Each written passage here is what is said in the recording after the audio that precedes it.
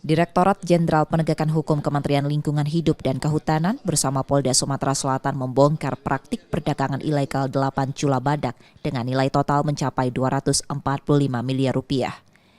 Cula-cula badak tersebut diperoleh dari ZA, seorang warga Bukit Kecil, Palembang.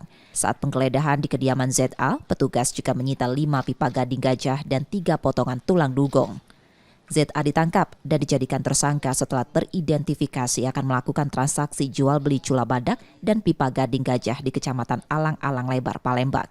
Aksi perdagangan ini dilakukan secara daring dan terungkap dari penyamaran petugas. Jadi berdasarkan monitoring tersebut kami menemukan adanya perdagangan secara online terkait dengan cula badak ini. Di mana tentu kita lakukan proses pengamatan komunikasi terhadap tersangka ini. Nilai 8 cula badak yang didapat dari Indonesia dan luar negeri tersebut sangat tinggi, mencapai 245 miliar rupiah. KLHK dan kepolisian kini berupaya mengusut kasus ini lebih lanjut yang diduga melibatkan jaringan internasional. Tim Liputan Kompas TV, Palembang, Sumatera Selatan.